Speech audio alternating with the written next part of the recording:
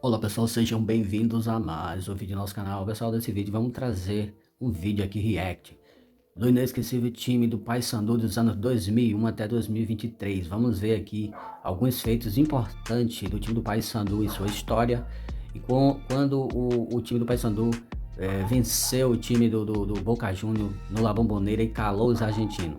Então por isso pessoal, se você gosta de conteúdo como esse, já deixa seu like, se inscreve no canal e ativa o sininho das notificações, pessoal. Não se esquece de deixar sua opinião nos comentários. Ainda em 1920, com apenas 6 anos de existência, o Paysandu já venceu seu primeiro título relevante, o Campeonato Paraense. E ao longo das próximas décadas, a disputa com o rival Remo pelo domínio estadual trouxe a ambos as maiores torcidas locais. Porém, em mais de 100 anos de história, o Paysandu passou grande parte do tempo longe da principal prateleira do futebol brasileiro. Talvez a primeira vez que o clube tenha despertado atenção fora de seu estado tenha sido no ano de 1965. Há 60 anos atrás, o Peñarol do Uruguai era um dos maiores times de todo o mundo. Naquela época, Los Carboneiros formavam a base da seleção uruguaia e já acumulavam 2 títulos de Libertadores, além de um Mundial de Clubes em 1961. Pois exatamente este grande Peñarol veio fazer uma excursão pelo Brasil e nesta altura já contava com 15 partidas sem perder. Entre suas vitórias, eles tinham conseguido vencer inclusive o Santos de Pelé. Os uruguaios resolveram ir para Belém e enfrentar o até então pouco conhecido Paysandu. Mas por falar em pouco conhecimento, o Papão também desconheceu o Peñarol e aplicou uma sonora goleada de 3-0 no gigante sul-americano. Um placar de respeito que ganha ainda mais importância, já que no ano seguinte, em 1966, o Peñarol seria tricampeão da Libertadores e bicampeão mundial. Somente quase 30 anos depois foi que o bicolor voltou a ter algum destaque nacional.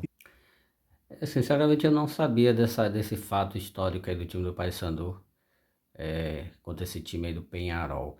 Foi em 1991, quando conquistou seu primeiro título nacional, o Campeonato Brasileiro da Série B. Na época, o título veio após uma vitória na final contra o Guarani. Porém, nada do que ocorreu em quase 90 anos, entre 1914 e 2000, chega perto do que a equipe fez no início do século XXI. Entre os anos de 2001 e 2003, o clube viveu seu auge. Na verdade, no estadual, o sucesso começou um pouco antes. Entre 2000 e 2002, o Paysandu foi tricampeão paraense. Agora, no primeiro ano do século, em 2001, o Papão conseguiu conquistar o seu segundo título do Brasileiro Série B. Com um formato todo diferentão, o Lobo venceu o quadrangular final. Eu não sabia que o time do Paysandu era bicampeão da Série B.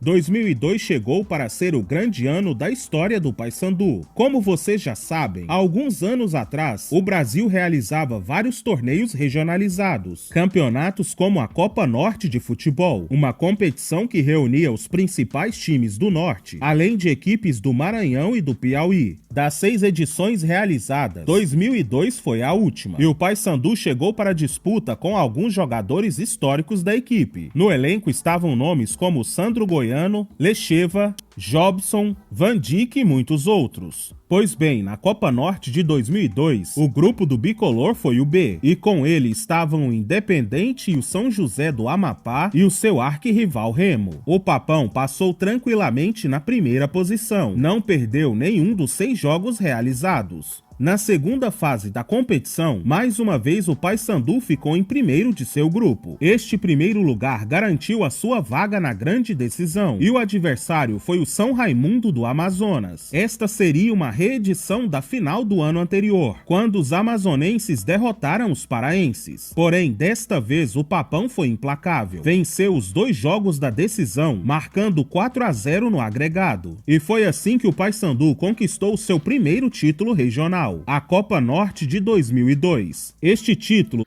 Entenda aí, pessoal, que todo esse processo aí, para vocês entenderem como o Paysandu vai chegar na Copa Libertadores de 2003, se eu não estou enganado. Aí vocês precisam entender esse processo aí. Foi esse processo que o Paysandu passou para chegar na Libertadores. Deu direito ao clube de participar da extinta Copa dos Campeões Regionais, ou simplesmente Copa dos Campeões. Este era um torneio nacional que colocava frente a frente os campeões e melhores colocados dos regionais pelo país. Regionais como o Torneio Rio-São Paulo, a Copa Centro-Oeste, a Copa Sul-Minas, a Copa do Nordeste e, é claro, a Copa Norte. Disputado entre 2000 e 2002, o seu objetivo era determinar qual seria o quarto representante brasileiro na Libertadores. Voltando ao Paysandu, em 2002 ele foi um dos 16 participantes. No grupo A esteve ao lado de grandes times como o Corinthians, o Fluminense e também o Náutico. O Papão passou simplesmente na primeira posição e de forma invicta. Caramba, que campanha top do Paysandu. A segunda etapa foi eliminatória, começando nas quartas de final. Em jogo único, o adversário foi o Bahia, e com gols de Jajá para o Paysandu, Robson para o Bahia e finalmente Jobson virando para o Papão, os paraenses venceram e eliminaram o tricolor baiano pelo placar de 2-1. Na fase semifinal, o adversário foi o Palmeiras, e quem abriu o placar foi os paulistas, com o gol de Nenê aos 12 minutos. Porém, aos 3 minutos do segundo tempo, Van Dijk marcou e empatou para o Paysandu. Aos 23, Trindade virou o jogo. E finalmente, aos 47 do segundo tempo, Albertinho fez o terceiro gol, eliminando os palmeirenses e levando o clube de Belém à decisão nacional. Caramba, que vitória do Paysandu, viu? Top sobre o Palmeiras aí. E o adversário foi o Cruzeiro, mais uma vez um grande clube brasileiro. Diferente das quartas e da semifinal, a final foi decidida em 2 jogos. O primeiro aconteceu no Mangueirão, porém mesmo jogando em casa e diante de mais de 50 mil torcedores, o Paysandu perdeu a partida. Aos 14 minutos, Fábio Júnior abriu o placar para o Cruzeiro. Aos 32, Sandro Goiano empatou para o Paysandu. Mas aos 18 do segundo tempo, Joãozinho definiu a virada e vitória cruzeirense por 2-1.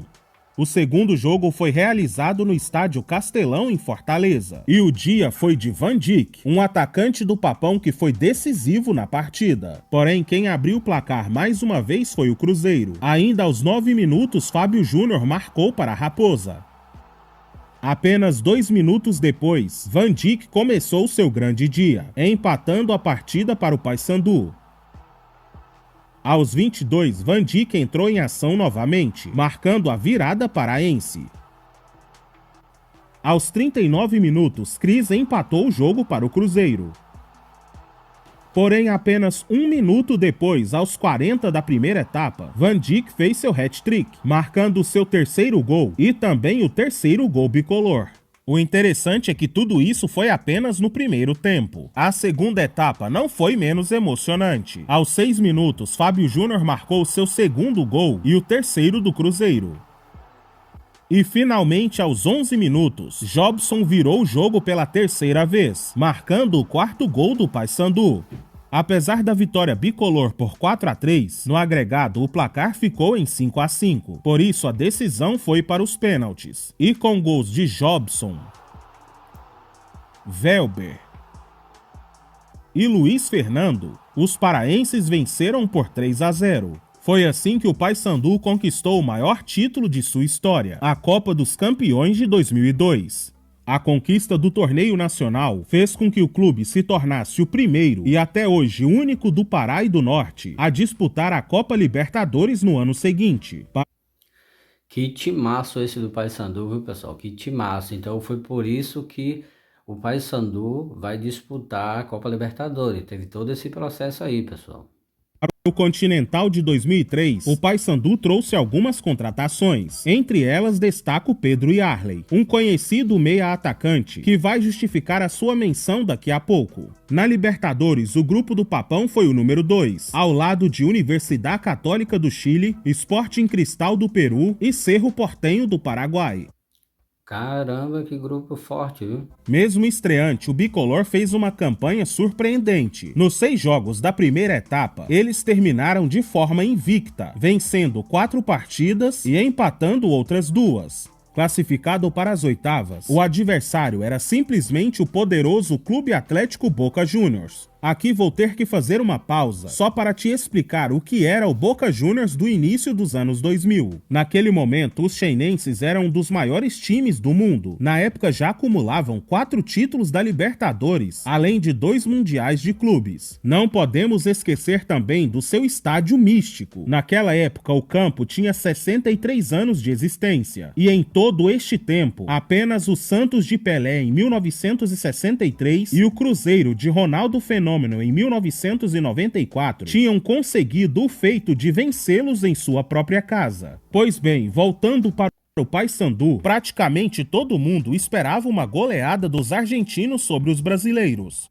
Mas se enganaram, o Paysandu fez história lá na La Bombonera. Mas lembra que agora há pouco eu falei sobre o Yarley? Aos 22 minutos do segundo tempo, o atacante brasileiro cortou 2 jogadores argentinos e chutou para o fundo do gol, deixando o placar em 1-0 para o Paysandu. O Papão ainda teve 2 jogadores expulsos e mesmo com 9 em campo, conseguiu segurar o placar, se tornando o terceiro time brasileiro a derrotar o Boca Juniors em La Bombonera. Este foi um feito tão histórico que mesmo que no jogo da volta o Boca tenha conseguido eliminar o time do Pará, a façanha do Paysandu não perdeu o brilho e até hoje é lembrada por todos os seus torcedores como um dos grandes momentos da história do clube. Por sinal, o Boca Juniors era tão forte que foi ele mesmo que venceu a Libertadores daquele ano e mais tarde também levou mais um Mundial de Clubes.